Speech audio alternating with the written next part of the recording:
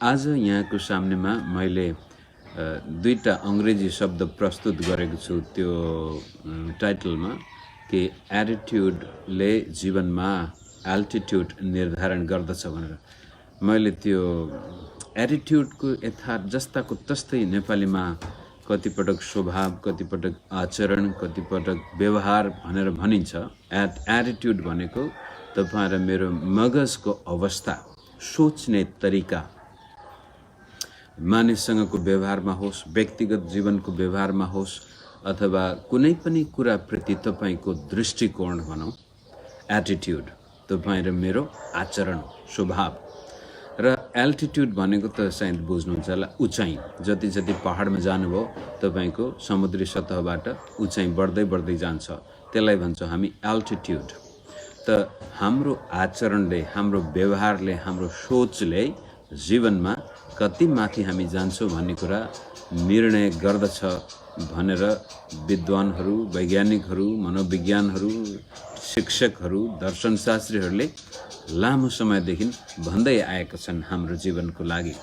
त तपाईँ र मेरो जीवनमा आज यदि ख्रीष्ट येशूमा विश्वास गर्ने मानिसहरू हामी हौँ भने त्यसको दूरी पनि तपाईँ र मेरो कस्तो प्रकारको स्वभाव छ, आचरण छ, त्यसले निर्धारण गर्दछ। त्यसलाई अगाडि लैजान म यहाँलाई येशू प्रभुको अन्तिम वाक्यांशका साथसाथै क्रुसमा चढाइएको अवस्थालाई प्रस्तुत गर्न चाहन्छु।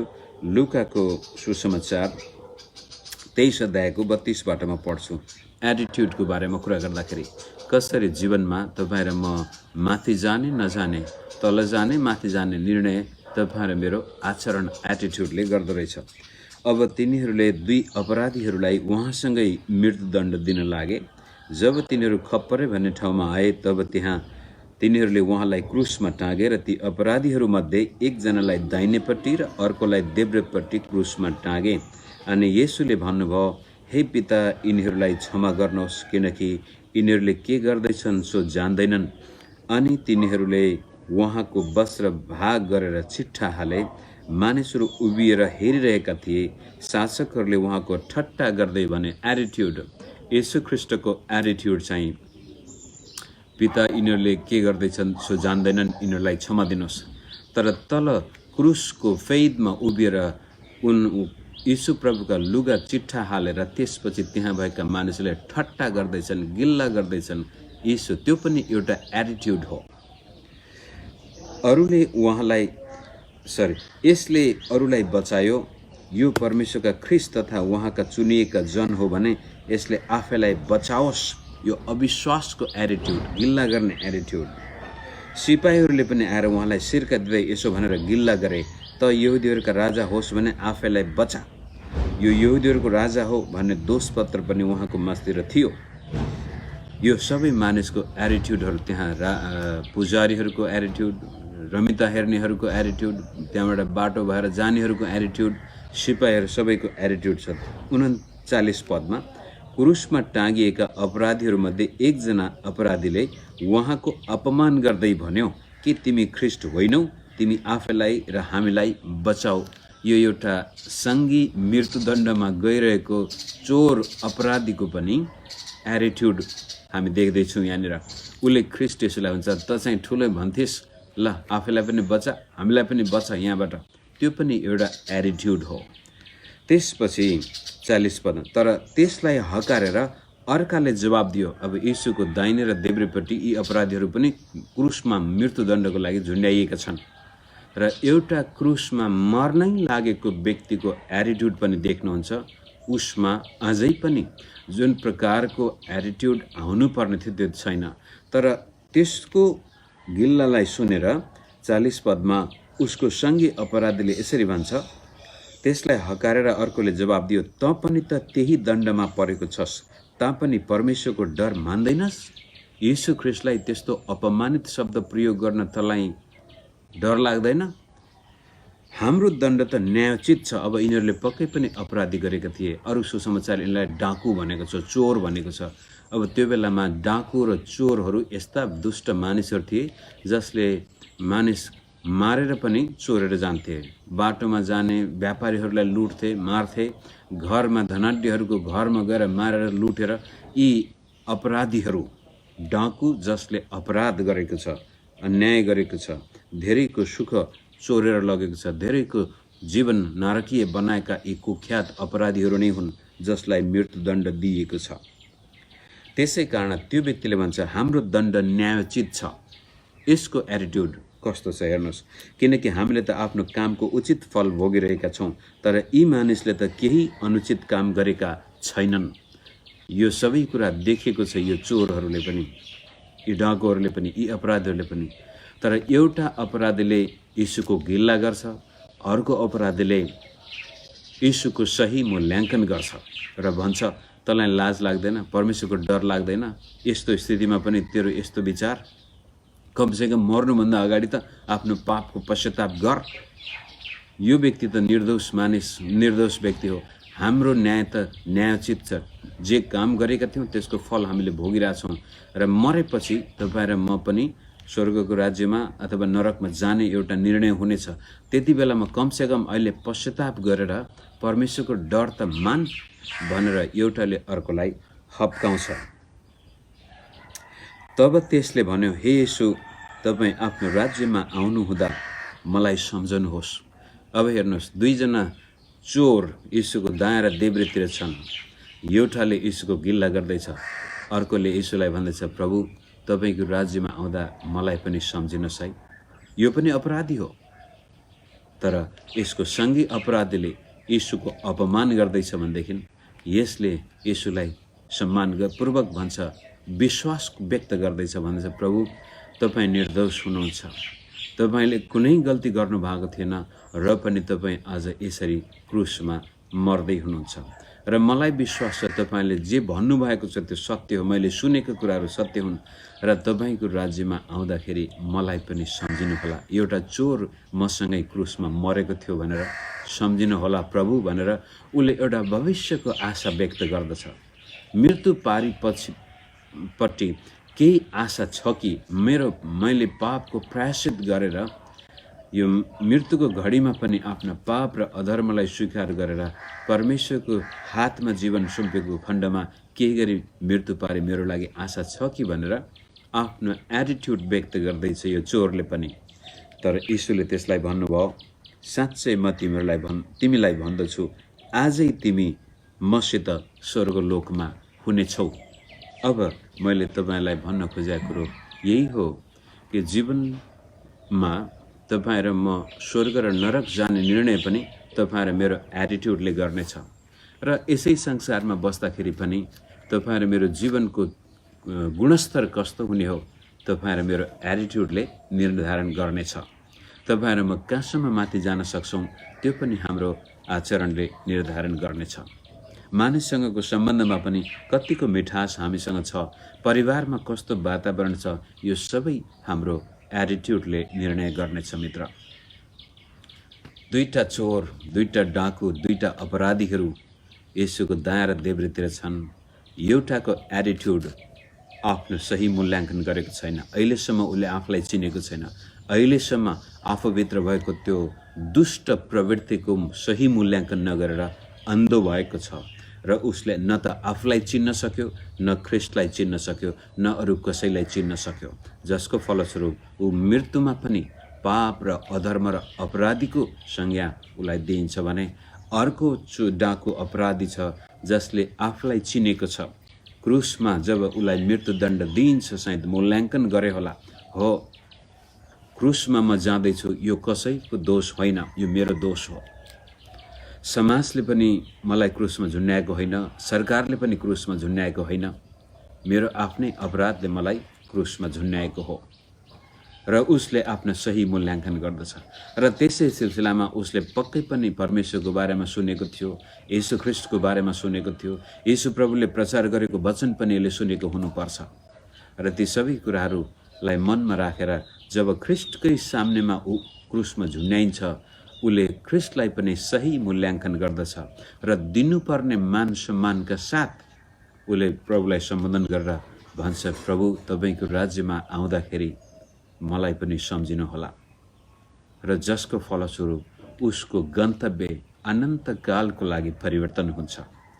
ऊ भविष्यमा कुनै दिन आशामा नभएर त्यसै दिन ख्रिस्ट येशू जहाँ जानुहुन्थ्यो ऊ ख्रिस्ट सँगसँगै पुग्दछ। प्रभुले भन्नुहुन्छ, आज नै तिमी मसँग स्वर्गलोकमा हुनेछौ। उसको एटिट्युडले एउटा चोर अपराधी नरकको भागीदार भएको छ भनेदेखि अर्को चोर अर्को अपराधी ख्रिस्ट सँगसँगै स्वर्गलोकमा पुगेको छ। कारण फरक यति मात्रै, उसको एटिट्युड, उसको आचरण, उसको स्वभाव। आज धेरै मानिसहरू संसारमा आफूलाई चिन्दैनन् अनि एक किसिमको त्यो अर्थहीन अहङ्कारको कारण मानिसको जीवन नारकीय भएको हुन्छ। उनीहरू कतै काम गर्दाखेरि पनि त्यहाँ यस्तै किसिमको रवाफ देखाउँछन्। उनीहरू ठुलो बन्न चाहन्छन्, मानिसमाथि प्रभुत्व जमाउन चाहन्छन्, बदला लिन चाहन्छन् र कसरी कसरी सेवामा जीवन समर्पित गर्नुको सट्टामा शोषणमा उनीहरू रमाउन खोज्छन्। आफूभन्दा कमजोर वर्गलाई शोषण गरेको नै उनीहरू अर्थपूर्ण जीवन ठान्दछन्, जसको कारण ती मानिसहरूको जीवन नारकीय हुन्छ। जीवनको अन्त्यमा आउँदाखेरि उनीहरू दुःखलाग्दो जीवन हुन्छ। जसै उदाहरणको लागि शक्तिशाली व्यक्तिहरूको उदाहरण हेर्नुहोस्, निरङ्कुश शासकहरूलाई हेर्नुहोस्। यिनीहरू मृत्युसँग डराउँछन्, उनीहरू मर्न चाहँदैनन्। ह्युगो चावेस भन्ने भेनेजुएलाका एउटा डिक्टेटर थिए। लामो समयसम्म भेनेजुएलामा उनले शासन गरे। देशमा धेरै तहस नहस नै भयो। उनले अब कम्युनिस्ट शासनबाट समाज के भन्छ कम्युनिस्ट प्रणालीबाट देश बनाउँछु भन्ने उनको त थियो, तरै पनि उनी एक निरङ्कुश शासक नै थिए। जब उनको मृत्युको बेला आयो, क्यान्सर लाग्यो मेरो ख्यालमा, क्यान्सर लागेर मर्ने भए, त्यति बेलामा मृत्युको घडीमा अन्तिम शब्द रेकर्ड गरिएको ह्युगो चावेसको आफ्नो आर्मी जनरल कि उच्च पदस्थ व्यक्तिको हात समातेर भन्छ, help me please, I don't want to die. उनीहरूको आफ्नै भाषामा भनेको, म मर्न चाहदिनँ, मलाई बचाउनुहोस्, मलाई मर्न नदिनुहोस्। बाँचुन्जेलसम्म रवाफमा अमेरिका जस्तो व्यक्तिलाई धम्की दिएर अमेरिकालाई थर्कमान गरेर बसेको व्यक्ति हो ह्युगो चावेस। तर मर्दाखेरि थरथर कामेर भन्छ, I don't want to die, मलाई मर्न नदिनुहोस्, help me please, I don't want to die. तर धेरै वर्ष पहिला येशू ख्रीष्ट आउनुभन्दा झन्नै 400 वर्ष पहिला पनि एकजना त्यस्तै खालका व्यक्तिको जीवनी हामी पढ्दछौँ, जसको नाम हो सुकरात। उनी एउटा सत्यवादी व्यक्ति थिए, सत्यको खोजीमा निस्केका व्यक्ति थिए र उनले सत्यको वकालत गर्दाखेरि त्यहाँका शासकहरूले उनलाई मन पराएनन् र जसरी हुन्छ अब यसलाई सिधाइदिने भनेर उनलाई पनि मृत्युदण्ड दिइयो। अनि एकपटक उनलाई मृत्युदण्ड मार्नुभन्दा केही समय अगाडि पक्रेर कैदमा राखेको थियो र सुकरातका शक्तिशाली साथीहरू पनि थिए र ती साथीहरूले आएर भन्छन्, गुरुज्यू तपाईँ यहाँबाट भागेर जानुहोस्। त्यो बेलामा एथेन्स सहरको शासकहरूबाट भागेर तपाईँ कोरिन्थीमा जान सक्नुहुन्थ्यो, रोममा जानुहुन्थ्यो, अथवा माथि म्यासेडोनियातिर गएर पनि बस्न सक्नुहुन्थ्यो। अर्को राज्यमा जाँदाखेरि भागेर जान सकिन्थ्यो। सुकरातले आफ्ना मित्रलाई भन्छन्, होइन तिमीहरू मलाई भाग भाग भन्छौ, एकचोटि म मेरो विवेकलाई सोध्छु भनेर उहाँ घोरिनुहुन्छ र विवेकले भन्छ, न भाग्नु हुँदैन, मृत्युबाट भाग्नु हुँदैन। अनि उनका मित्रहरूले ढोका पनि खोलिदियो, तपाईँ जानुहोस्, हामी तपाईँलाई यहाँबाट भाग्न सफल जसरी पनि यहाँबाट भगाउँछौँ। यस्तो व्यक्ति हामी गुमाउन चाहँदैनौँ। रोइरहेका थिए सुकरातका मित्रहरू, उनलाई भाग्न जाऊ भन। सुकरातले भन्छ, मेरो विवेकले भन्छ नभाग, त्यस कारण म भाग्दिनँ। र मृत्युदण्डको दिन आउँछ, विष पिउनु पर्ने थियो। सुकरातले हाँसी रमाई त्यो विष पिए। उनका शत्रुले सोचे यो त सिद्धियो, अब बल्ल हामीलाई आराम हुने भयो। तर आजसम्म हामी सुकरातलाई जिउँदै अथवा अमर छन् उनी भनौँ हाम्रो मगजमा। उनका शिक्षाहरू, उनको सिद्धान्त, एटिट्युड।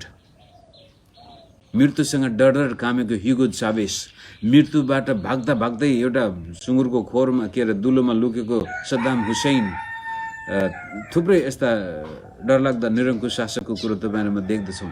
तर ख्रिस्ट येशूमा विश्वास गर्ने व्यक्तिहरूका साथसाथै जो सत्यको लागि आफ्नो ज्यान दिने, हाम्रै देशमा प्रजातन्त्रको लागि ज्यान दिने शहीदहरू, हामी शहीद दिवस मनाउँछौँ नेपालमा, ती शहीदहरूले पनि मृत्युसँग डराएको भए आज उहाँ त्यो उच्च स्थानमा बस्ने थिएन।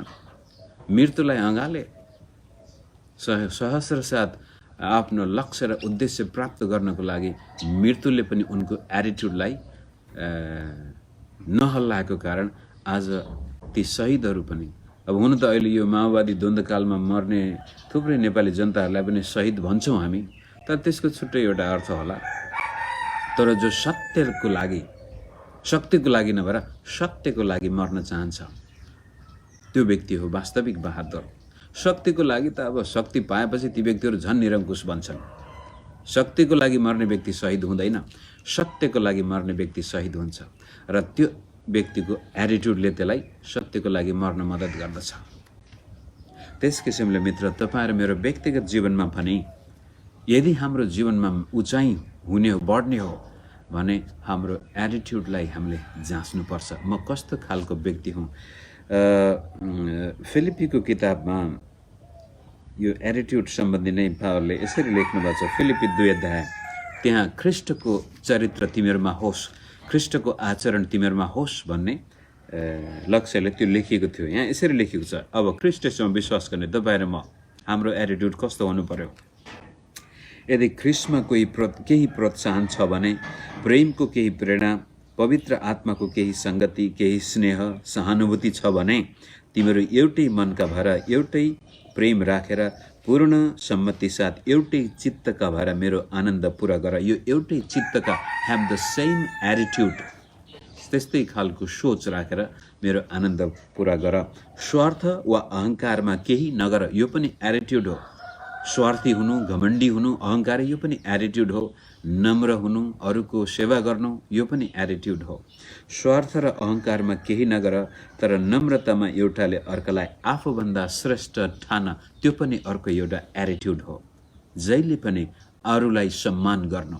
अब मत्ती 7:12 सुनौलो नियमले भन्छ, जस्तो अरूले तिमीप्रति व्यवहार गरेको तिमी चाहन्छौ, तिमी पनि अरूप्रति त्यस्तै व्यवहार गर, त्यो पनि एटिट्युड हो।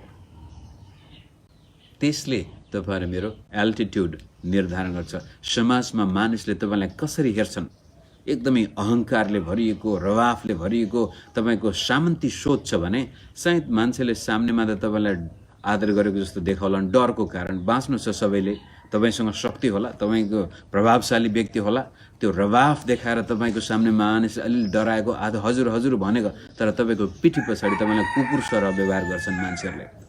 तपाईँको कुरा काट्न पाएको पछि तपाईँको केही बाँकी राख्दैनन्, किनभनेदेखि तपाईँको एटिट्युडले त्यही कुरो आकर्षित गर्दैछ।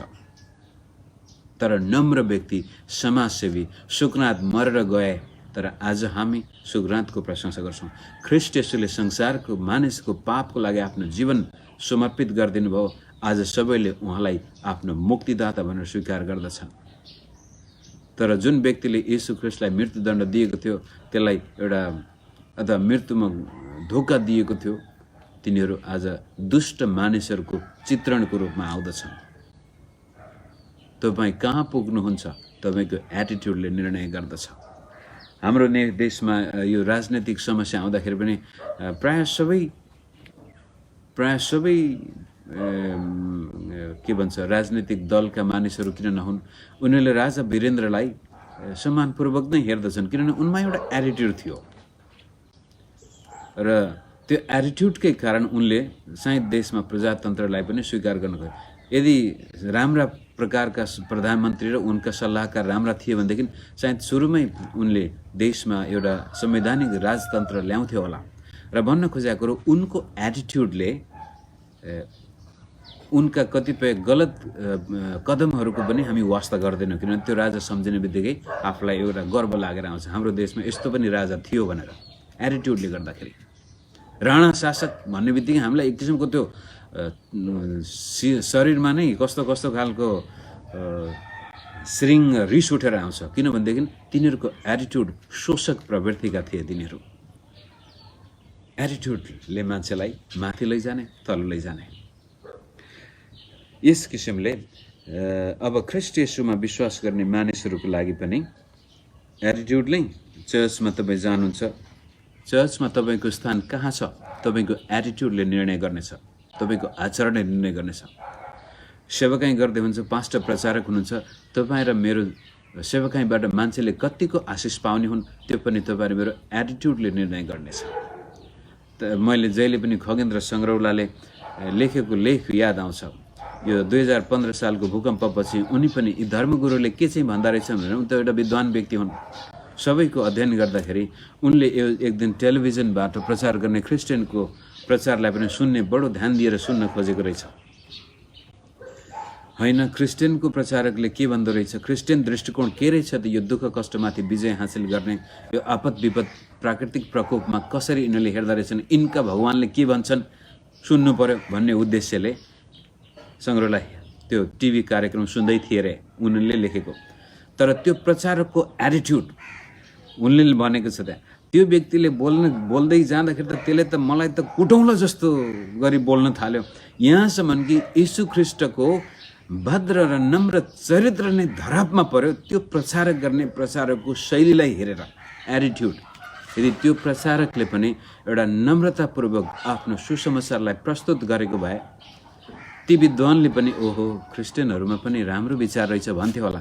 तर त्यो व्यक्तिले बोलेको कुरो उहाँले बिर्सनु भयो, तर केवल त्यो चिच्याएर कराएर एकदमै ऊ मात्रै स्वर्ग जाने अरू सबै नरक जाने भनेर यसरी बोल्दाखेरि मान्छेले तपाईँले बोलेको कुरो सुन्दैनन्, तर तपाईँको व्यवहार, हाउभाउ, चरित्रलाई हेर्छन्।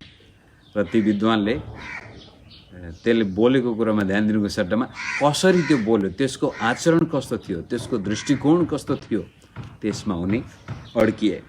त्यस्तै किसिमले मित्र, तपाईँ र मेरो जीवनबाट प्रभुले कतिको महिमा आफूलाई लिन सक्नुहुन्छ, तपाईँलाई कति चलाउन सक्नुहुन्छ, त्यो पनि तपाईँको एटिट्युडले निर्णय गर्नेछ। पहिलो कोरिन्थीको 1 अध्यायको 26 पदबाट पढेर म आजको यो खण्ड सिद्ध्याउन चाहन्छु। किनकि भाइ हो, जब तिमीहरू बोलाइएका थियौ तिमीहरू कस्ता थियो सो विचार गर। सांसारिक स्तर अनुसार तिमीहरूमध्ये धेरैजना बुद्धिमान, धेरैजना शक्तिशाली र धेरैजना खानदानी थिएनौ। तर बुद्धिमानहरूलाई शर्ममा पार्न परमेश्वरले संसारका मूर्ख कुराहरूलाई छान्नुभयो र शक्तिशालीलाई शर्ममा पार्नलाई परमेश्वरले संसारका निर्बल कुराहरूलाई छान्नुभयो। परमेश्वरले संसारका नीच र तुच्छ ठहरिएका कुराहरूलाई चुन्नुभयो, यहाँसम्म कि नगण्य कुराहरूलाई पनि चुन्नुभयो, यस हेतुले कि जुन कुरा छन् ती व्यर्थ ठहरिउन्। यसैले कुनै प्राणीले परमेश्वरको सामान्य अहङ्कार नगरोस्। परमेश्वर नै ख्रीष्ट येशूमा तिमीहरूका जीवनको स्रोत हुनुहुन्छ।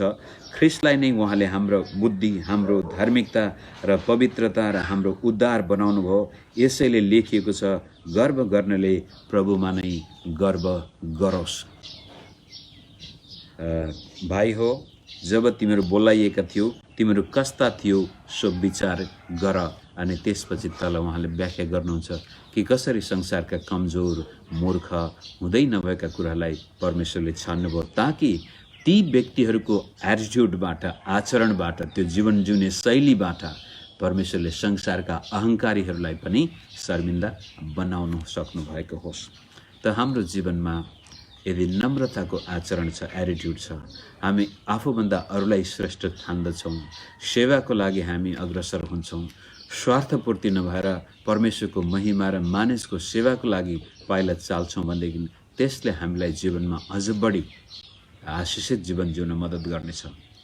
र यदि हामी घमण्डी छौँ, अहङ्कारी छौँ, बदलाको भावना हामीमा छ भने त्यसले अर्कै मापदण्ड निर्धारण गर्नेछ हाम्रो जीवनमा।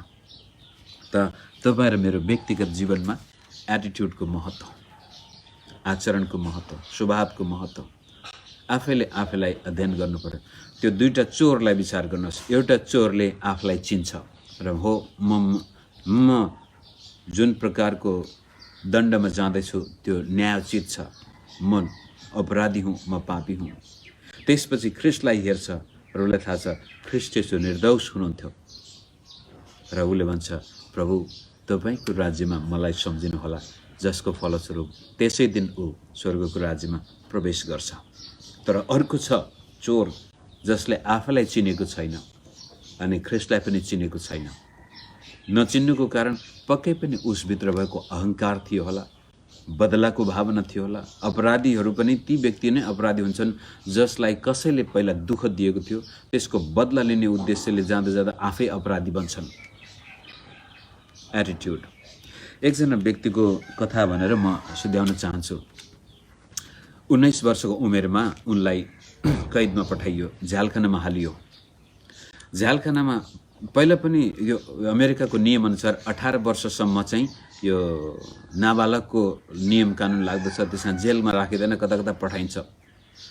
19 वर्ष पुगेपछि 18 नागेपछि अब चाहिँ त्यो व्यक्ति अपराधी, उसले गरेको अपराधको पुरा मूल्य उसले चुकाउनु पर्थ्यो, ऊ जेल जान्छ।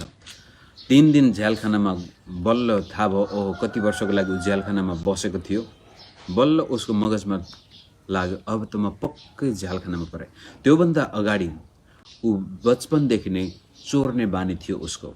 पसलमा भित्र जाने बित्तिकै चोरेर, कसैको घरमा केही कुरो देख्यो चोर्दा चोर्दा धेरै पटक उसलाई पुलिसले समातेको, त्यो जुभेनाइल त्यो ट्रेनिङ सेन्टरमा राखेको, सुधार केन्द्रमा राखेको, तर उसले कहिल्यै आफूलाई दोष दिएको थिएन रे। उसले लेखेको किताब अनुसार 18 वर्ष नागेर 19 वर्षमा जब उसले अपराध गरेर ऊ जेल चलान हुन्छ, 3 दिन जेलखानाको चिसो ठाउँमा बसेपछि बल्ल उसलाई थाहा भयो कि हो हिजो अस्ति चाहिँ मैले पुलिसलाई दोष दिएँ, मेरो फोस्टर केयर भन्छ के भन्छ कसैको घरमा राखेको थियो आमा बाबुलाई दोष दिएँ, स्कुलका शिक्षकलाई दोष दिएँ र मलाई पक्राउने व्यक्तिलाई दोष दिएँ। तर अब चाहिँ म किन जेलखानामा आएँ? अरूलाई दोष होइन, यो मेरो आफ्नो निर्णयले गर्दा म यहाँ आइपुगेको हुँ भने 3 वर्षको लागि ऊ जेल गएको थियो भनेदेखि अब उसले निर्णय गर्दछ यदि मेरो आफ्नो निर्णयले गर्दाखेरि म जेलखानामा आएको छु भनेदेखि अब यो जेलखानाबाट पनि मेरै आफ्नै निर्णयबाट म निस्कन सक्छु। हिजो अस्तिसम्म मैले अरूलाई दोष दिँदा अन्तिममा म 3 वर्ष जेल चलान भयो। अब यो जेल मुक्त जीवन कसरी बिताउने त्यो पनि मैले निर्णय गर्नुपर्ने हुन्छ।